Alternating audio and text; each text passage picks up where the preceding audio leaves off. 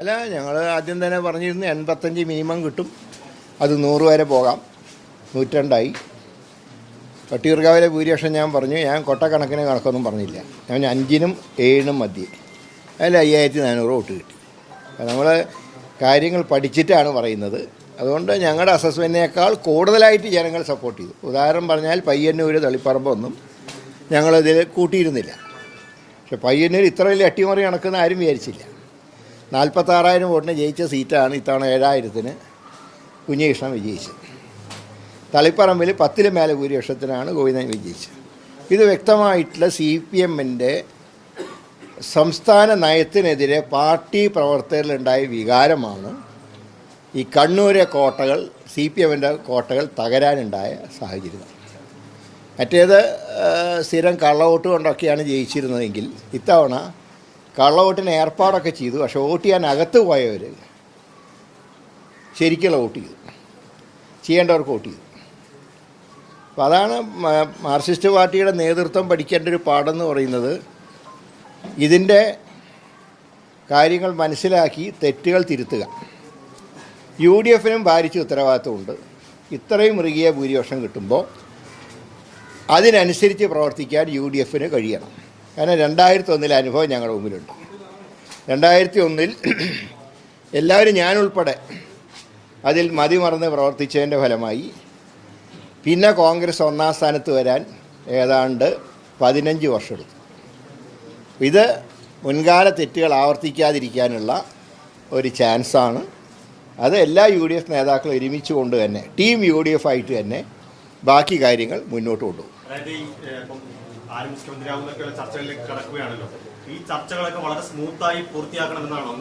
തീർച്ചയായിട്ടും. കാരണം ഞങ്ങൾ വിജയിപ്പിച്ച് വിട്ടവർ എന്ത് ചെയ്യുന്നു എന്ന് ജനങ്ങൾ പരിശോധിക്കും. അപ്പോൾ അവരുടെ മുമ്പിൽ പാർട്ടിയും UDF ഒറ്റക്കെട്ടാണെന്നുള്ള ഒരു ചിന്താഗതി ഉണ്ടാവണം. അതാണ് ഞാൻ പറഞ്ഞ ടീം UDF എന്നുള്ള സ്ലോഗൻ, അതിന് ഇനിയും പ്രസക്തി വർദ്ധിച്ചിരിക്കുന്നു. അതാണ് ഞാൻ പറഞ്ഞത്. ഞാൻ പറയാം, സാമൂഹ്യ മാധ്യമങ്ങളെ ചർച്ചകളല്ല മുഖ്യമന്ത്രിയെ തീരുമാനിക്കുക. അതിൻ്റേതായിട്ടുള്ള ചിട്ടവട്ടങ്ങളുണ്ട്. അത് ഒരു മാറ്റം ആരും വിചാരിച്ചാലും വരുത്താൻ കഴിയില്ല. ഞാൻ പറഞ്ഞ എല്ലാ വശങ്ങളും പരിശോധിച്ചുകൊണ്ട് തീരുമാനം ദേശീയ നേതൃത്വം സ്വീകരിക്കും. വിസ്മയങ്ങളിൽ ഏറ്റവും ആദ്യം വന്ന ഒരാളായിരുന്നു ആയിഷ പറ്റി. ജയിച്ചു, കുഞ്ഞികൃഷ്ണൻ, ഗോവിന്ദൻ വന്നു. ആയിഷ കൊല്ലത്ത് വലിയ ഒരു മുന്നേറ്റമുണ്ടായിട്ട് പോയി. ആയിഷ പറ്റി അതെന്താണ് സംരക്ഷണം വിലയിരുത്തുന്നത്? അല്ല, അത് പരാജയങ്ങൾ കൂടെ ഞങ്ങൾ പരിശോധിക്കും. 35 സീറ്റിൽ LDF ജയിച്ചല്ലോ, അവിടെ എന്തുകൊണ്ട് UDF പരാജയപ്പെട്ടു എന്നുള്ളത് അതാത് നിയോജകമണ്ഡലം തലത്തിൽ അന്വേഷിക്കും.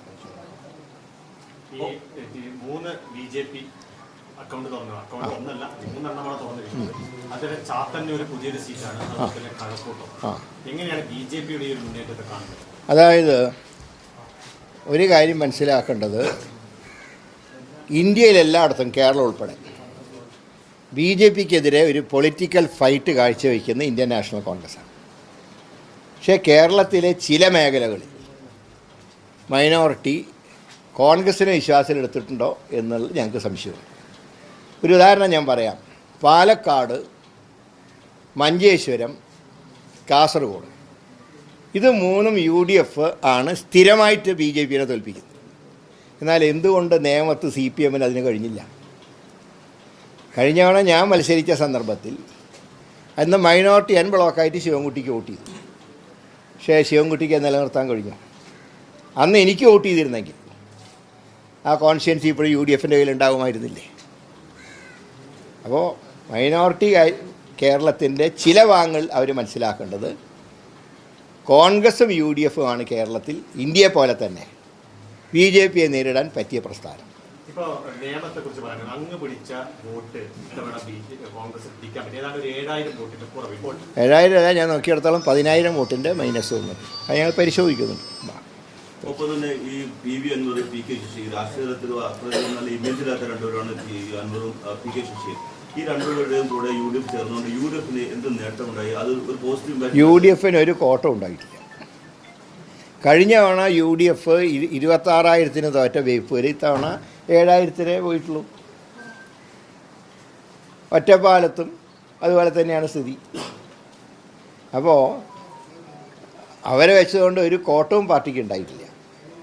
എന്നാൽ സുധാകരൻ മത്സരിച്ചുകൊണ്ട്, കുഞ്ഞികൃഷ്ണൻ മത്സരിച്ചുകൊണ്ട്, ശ്രീ ഗോവിന്ദൻ മത്സരിച്ചുകൊണ്ട് ഞങ്ങൾക്ക് അവിടെ നേട്ടമുണ്ടായി. അപ്പോൾ അതുകൊണ്ട് അതിലൊന്നും പാർട്ടിയുടെ ഒരു സ്റ്റാൻഡും ഒരു കോട്ടവും ഉണ്ടായിട്ടില്ല. ഇത് മനസ്സിലാക്കേണ്ടത് കേരള നിയമസഭയിൽ UDF LDF ആണ് ഭരിക്കുക എന്നുള്ള യാഥാർത്ഥ്യം എല്ലാവർക്കും അറിയാം. എന്നിട്ട് എങ്ങനെ 3 BJPക്കാർ ജയിച്ചു എന്നുള്ളത് പരിശോധിക്കേണ്ട വിഷയമാണ്. ഇപ്പോൾ ബംഗാൾ പിടിച്ചടക്കുന്നത് BJP പറഞ്ഞു, ബംഗാൾ പിടിച്ചു. ഇനി മോഡിയുടെ കണ്ണുകൾ കേരളത്തിലായിരിക്കും.